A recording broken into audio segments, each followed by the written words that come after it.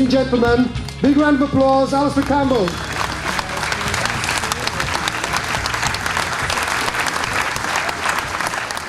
Can you describe to me, but to us, the intensity of being right at the fulcrum of things? We centralised a lot, and maybe that's just because I am by nature a bit obsessive and a bit of a control freak and all the rest of it.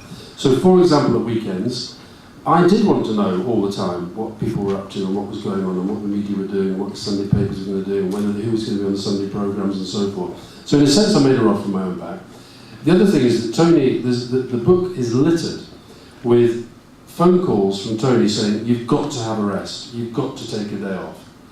And then 30 seconds later saying, do you think you could give Robin a ring about this? And he spoke to Gordon about what he's going to do. It's interesting, one thing that struck me about the book and the previous book is you talk a lot about the public mood. Well, I think politicians have to have a concern about the public mood all of the time. In the sort of systems that we have, democratic systems, you can have a mandate, which you get by winning a general election, and then you also have to, it's what I call govern with consent.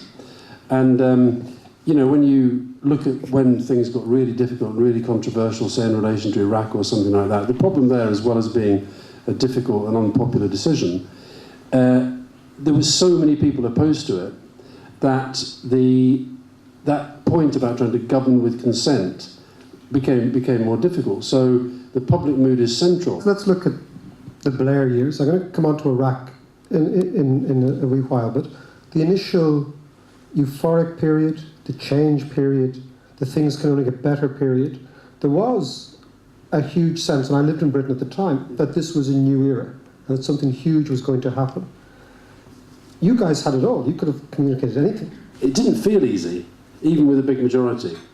It always felt difficult. I always felt that the media were, even though we had a pretty long honeymoon, they were kind of quite hopeful that we'd balls up pretty soon. And I come back to journalists, journalism, the media. But what I really don't like is where the centre of gravity now is. Where it's shifted is to a point where there is now a real culture of negativity, where if you're in public life, then you will get coverage provided you do something stupid or bad.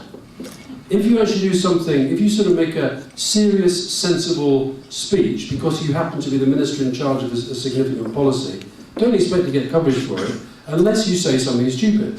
And I think the real spin doctors, I'm afraid, are the journalists. They're the ones who take their agenda, they're the ones who tend to put everything through this very negative prism, and it meant that we had to waste an awful lot of time and energy basically just, frankly, dealing with them. Here, here.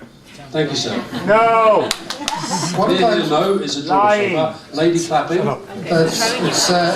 Obviously, if we fast forward towards the Iraq War, as somebody observing it from Ireland, you see a war that is deeply, deeply unpopular with the people you're purporting to communicate to. We completely knew how unpopular the decision was. What I say to people is, read into that, give the Tony Blair the credit of actually taking that decision and the government taking that decision.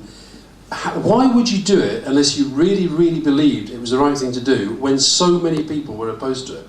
Look, the reality is it was deeply unpopular, it remains deeply unpopular. I happen to believe, and this is a very good example, you now, in our media, you only ever hear one side of the story about what's happening in Iraq.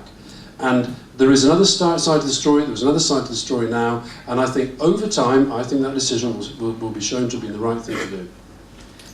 A long time. I reckon in 10 years with Tony, we had about 5 real crises, genuine, full-blown crises.